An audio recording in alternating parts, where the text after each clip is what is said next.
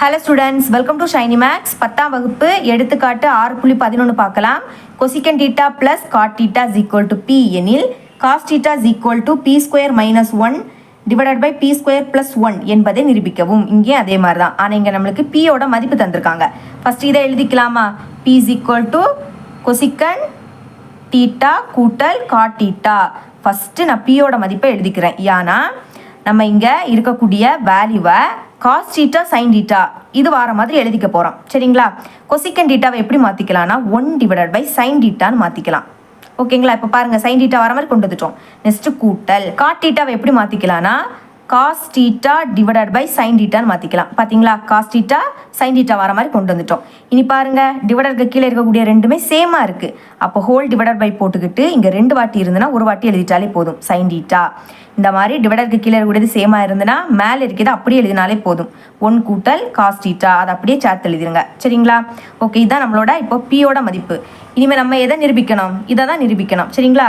இங்கே B square இருக்குது. First B ஸ்கொயரோட மதிப்பை கண்டுபிடிச்சிட்டு அதை சால்வ் பண்ணலாம். அப்போ தான் நம்மளுக்கு ஈஸியாக இருக்கும். அப்போ பி ஸ்கொயர், இப்போ பியோட மதிப்பு என்னது? 1 கூட்டல் cos theta divided by sin theta. இங்கே நம்மளுக்கு ஸ்கொயர் இருக்கனால த ஹோல் ஸ்கொயர்னு எழுதிக்கலாம். சரிங்களா? இப்போ பாருங்கள், இந்த ஸ்கொயர் இந்த ரெண்டுக்குமே காமன். அப்போ தனித்தனி எழுதிக்கலாமா? மேலே இருக்கிறது எழுதிக்கோங்க. 1 கூட்டல் காஸ் தீட்டா, இதுக்கு ஸ்கொயர் எழுதிக்கணும். அப்போ the whole square divided by இனிமேல் இதுக்கு ஸ்கொயர் எழுதிக்கணும். சைன் தீட்டா இதுக்கு ஸ்கொயர் இருக்குது. அப்போ எப்படி எழுதிக்கணும்? Sine square theta. அதாவது இந்த ஸ்கொயரை தனித்தனியாக எழுதிக்க போகிறோம். அவ்வளோதான்.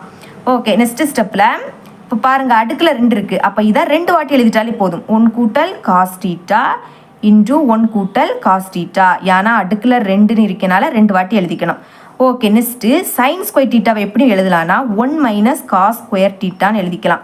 அதாவது நம்மளுக்கு நல்லாவே தெரியும், காஸ் ஸ்கொயர் தீட்டா கூட்டல் சைன் ஸ்கொயர் தீட்டா இதோட மதிப்பு என்னென்னா 1. உங்களுக்கு ஃபார்முலாவில் ஃபஸ்ட்டு சைன் ஸ்கொயர் தீட்டா இருக்கும், அடுத்த காஸ் ஸ்கொயர் தீட்டா இருக்கும். இப்படி எழுதினாலும் பிரச்சனை கிடையாது. ஓகே, இப்போ நம்மளுக்கு எது தேவை? சைன் ஸ்கொயர் தீட்டா அதானே தேவை. அப்போ இங்கே சைன் ஸ்கொயர் தீட்டாவை மட்டும் வச்சுக்கோங்க. இனி அங்கே என்னது இருக்குது? 1 இருக்குது. இங்கே இருக்கக்கூடிய ப்ளஸ் காஸ் ஸ்கொயர் தீட்டா சமத்துக்கு அந்த பக்கம் போச்சுன்னா மைனஸ் காஸ் ஸ்கொயர் தீட்டாவாக மாறிடும்.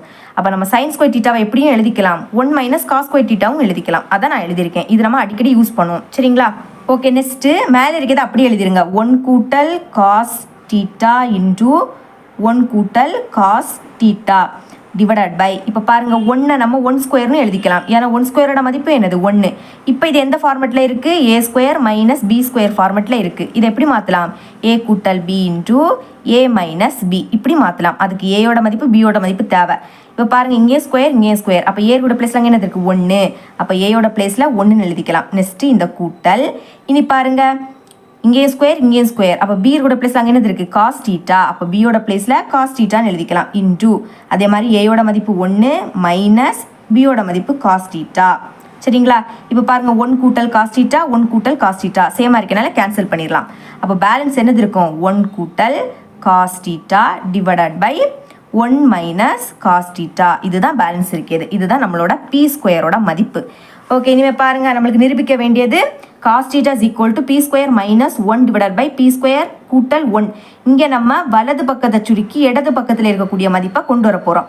அப்போ வலது பக்கத்தில் இருக்கிறத ஆர்ஹெச்எஸ் அப்படின்னு போட்டு எழுதிக்கலாம். ஓகே, ஆர்ஹெச்எஸ் அப்படி எழுதிக்கிட்டேன். இப்போ நம்மளுக்கு பி ஸ்கொயரோட மதிப்பு தெரியும். பிரதியிடலாமா? பி ஸ்கொயரோட மதிப்பு என்னன்னா 1 கூட்டல் cos theta divided by 1 minus cos theta.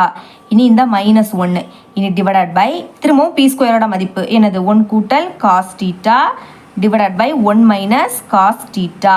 இங்கே என்னென்னா ப்ளஸ் 1 இருக்குது. அப்போ ப்ளஸ் 1ன்னு எழுதிக்கலாம். ஓகே, நெக்ஸ்ட் ஸ்டெப்பில் இதையும் பெருக்கணும். சரிங்களா?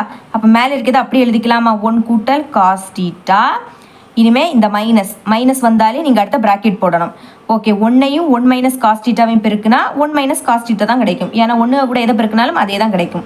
இனி டிவைடட் பை டிவைடருக்கு கீழே எது மட்டும் தான் இருக்குது? 1 மைனஸ் காஸ் தீட்டா மட்டும் தான் இருக்குது. அதை அப்படியே எழுதிக்கலாம்.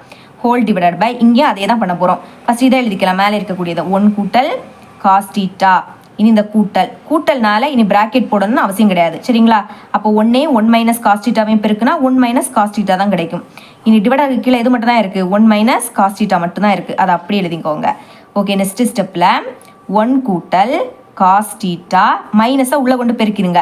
மைனஸ் இன்டூ ப்ளஸ் என்ன ஆகிடும்? மைனஸ் பெருக்கும்போது ஒரு மைனஸும் ப்ளஸும் இருந்துன்னா மைனஸ் தான். அப்போ மைனஸ் 1.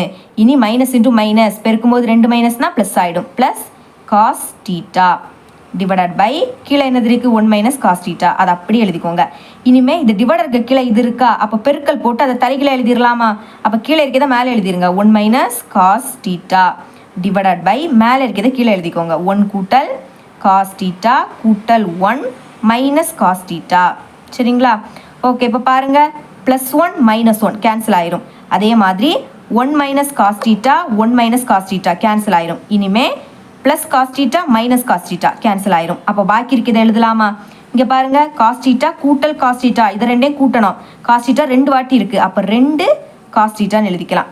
ஓகே, டிவைடட் பை இனிமேல் இதெல்லாம் கேன்சல் ஆயிரும். இங்கே பாக்கி இருக்குது 1 கூட்டல் 1, ஒன்றையும் கூட்டினா 2, இதுதான் அங்கே பாக்கி இருக்குது. சரிங்களா? அப்போ இந்த ரெண்டும் கேன்சல் ஆயிரும். அப்போ பாக்கி என்னது இருக்கும்? காஸ் தீட்டா மட்டும்தான் இருக்கும். இதுதான் நம்மளோட LHS. கரெக்டாக இடது பக்கத்தை சுருக்கி வலது பக்கத்தில் இருக்கக்கூடிய ஆன்சரை கொண்டு வந்துட்டோம். சரிங்களா? ஃபைனலாக நீங்கள் therefore அப்படின்னு போட்டுக்கிட்டு நம்மள்ட்ட என்ன நிரூபிக்க கேட்டிருந்தாங்களோ அதை எழுதிக்கிட்டு என்பது நிரூபிக்கப்பட்டதுன்னு எழுதிக்கணும். சரிங்களா? ரொம்பவே ஒரு ஈஸியான சம் தான், நீங்களும் ட்ரை பண்ணி பாருங்கள். ஓகே, இவ்வளோ தான் இந்த சம். இது உங்களுக்கு புரிய நம்புறேன். தேங்க்ஸ் ஃபார் வாட்சிங்.